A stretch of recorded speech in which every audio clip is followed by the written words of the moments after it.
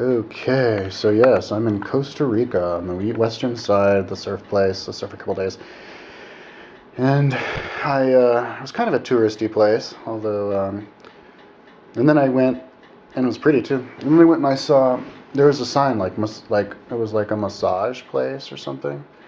So I go in there and I'm like, hey, cool, let's do a trade. And so it was like a guy and a woman, and so I gave the woman a Thai massage, and the guy wanted to give me some kind of energy massage or something. And then he wanted to hang out with me and watch soccer games with me and stuff over at my bungalow, so we did that. And then I rode my bike in the next day down into Panama, crossed over into Panama, and rode down about halfway down Panama towards Panama City. And I stayed one place. I stayed the hotel. I went out one night and I did a couple of karaoke songs. It was kind of fun.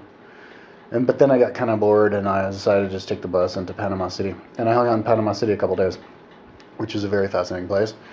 I got a hotel in smack dab in the middle of Panama City, their plaza.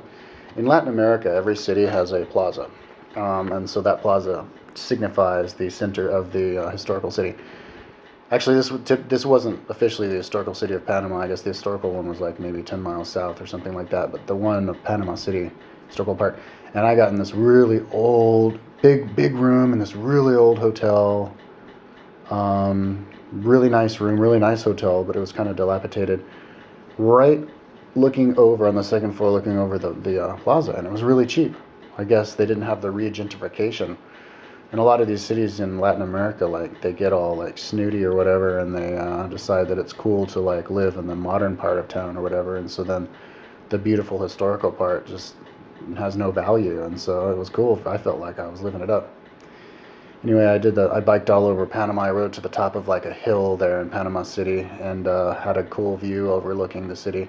And then rode my bike out to the what's it called, the canal, and did a canal tour and actually saw a boat go through their passage, because I guess maybe because of the way that the tides work, one like the Atlantic Ocean is like 20 feet, 30 feet higher than the Pacific Ocean. So they actually had to, in order so the boats wouldn't get smashed up against the side of the canal from the current, they had to actually regulate it with these things. So the boat would go into their thing and then get totally blocked off on both sides, and then it would get pumped up or pumped down 30 feet to the new level, and then the gates would open and it would go off. So it was kind of interesting. And so I saw like a boat do that, and there's like even a lookout platform to watch the boat do that. And yeah, so I hung out and checked out Panama City. Panama City is very interesting because it's very, very cosmopolitan. I don't know, maybe because it's all those worldly boats pass through and people decide to get off the boat and live there or something. But I saw all kinds of people like on the pedestrian mall and walking around from all over the world, and dressed in their like native garb. I felt like I was in like a spaceship with like looking at all the different aliens like in Star Wars or something, and they're all dressed in their own garb. It's like Indians in Indian clothing, and Native American looking people and black people and white people. And I was like, whoa, Panama, whoa, that's cool. So anyway, but pretty close to where my hotel was, I saw I rode my bike past like a slummy place, which looked really poor, and yeah. So and there were some historical buildings and stuff I walked and looked at, but and I even rode my bike out to the pier. There was like a pier and there were lots of people running and biking. So it was, I think, more upscale than like Managua. And yeah, so then I decided that it was time for me. I decided 422. um,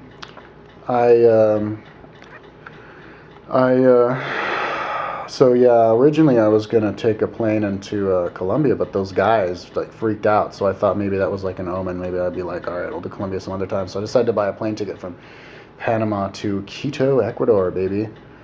So and so then I went to ride my bicycle out to the airport, and I was like, where is the airport? And so I'm riding down and I see this guy, this Indian guy on a road bike dressed up in spandex like he's a bike racer. And so I pull up next to him and I go, hey, yo, what's up? Where's the airport? And he's like, oh yeah, go this way, go that way, and the next way. So I go, okay, cool, thanks. And then I go and I get there to the airport, and then I had to pay 20 extra bucks to get my bike wrapped up in saran wrap. I'd never seen that happen before, so I did that. It was kind of weird. And threw it on the plane, and I guess there was a problem though. Quito is engulfed in clouds or something, and it would have been like dangerous to land the plane. So we had to end up landing the plane in Guayaquil, which is I guess it's officially the capital, or no, Quito's the capital, but it's actually like the largest city in Ecuador because it's right there on the coast of Pacific. And so they put us up in like a 5-star hotel, dude. It was awesome.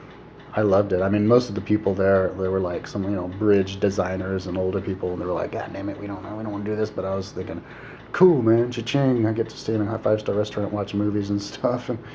And there was this other like young traveler kid who was like, yeah, this is awesome. And we went down to the gym, or we were lifting weights there, and then we had like a nice breakfast the next morning. And anyways, I'm having breakfast and I look over, and there's this guy. It was that Indian bike racer guy, and he was my pilot. Pretty crazy. So anyways, then we get back in a plane, we fly back into Ecuador, and it was Quito. It was very exciting to land in Quito because I was going into South America, and learned Spanish, and it was like my Incans, and it was just very, very exciting for me. And I landed and rode my bike into a hotel. I can't remember what it's called, maybe One World Hotel or something. Like had a gay German or European gay owner or whatever, and lots of traveler kids, man. And this is like ultimate party hotel, dude. Like tons of travelers. It was just like central travel area. The guy actually who ran the hotel would serve us alcohol. I think they were called Cuba Libres, rum and cokes. We'd all get drunk and go out to the discos together, and I ended up staying there 3 weeks, and it was like, when we go out to the discos and hang out, it was like in packs of like 20 people, man. It was fun. And there were some really cool people, man, I hung out with there. And even the guy who owned the place even had us like have like games, like drinking games and other kinds of, like, where he'd show us photos and we'd have to guess what part of the world that was in and stuff. It's fun. And I, at one Saturday, I tried to ride my bike down to do the bungee jump. It was like, they claimed it was the 3rd biggest bungee jump in the world and the biggest in South America, but I couldn't find it, so then I had to wait the next week. And I did it the next week. It was like 90-meter bungee jump or something, and maybe like 30 of free fall or something, but anyway, it was crazy. It's off a bridge. It was, you go down northeast of the city and down the hill and then go to the ravine. So I rode only this time I took the bus. I didn't want to like risk getting lost. So anyways, when the gringos go there to bungee jump, I guess if girls do it naked, they can do it for free. And I guess they haven't even had it like that for guys, but guys did it naked, so they could do it for free. And so if you're a guy, you just have to pay $50. So I get on the side, and there's like 30 or 50 Indians. I guess that's what the Indians do, or the natives do on their Saturdays, is they watch the gringos do the bungee jumping. So I go there, and I get there just in time on the side of the ravine to watch this girl standing there, and I look, and then I see her standing there 5 or 6 seconds, and then she does it. And I was like, holy.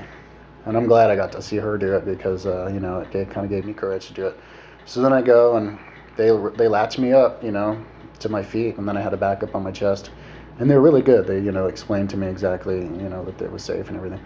And I go out on the plank, dude, and I look down the huge ravine, and they do the countdown, and then I waited like 1 second, and then I jumped. And, the first couple of seconds, it wasn't really that scary, but then you start to pick up speed. And then you can like feel the air zoom by you at like 100 miles an hour, and they're like roaringly loud. And you can see the ocean, the river coming at you, and it literally tore the screams out of me. It was the most terrifying experience I have ever had in my life. And, I mean, just totally intense. Like, I mean, you can't even describe it. I mean, it's not the kind of thing that'll get less scary the next time you do it, And then, so yeah, the thing totally extended, and then I got flung back up almost as high as when I originally started, and then I had to fall again, and I'm totally helpless. There's nothing I can do. And I screamed again as loud as I could as I came down, and I bounced like 10 times. And then I remember hanging there after it was all over going, oh my God, oh my God, oh my God, oh my God, oh my God, oh my God.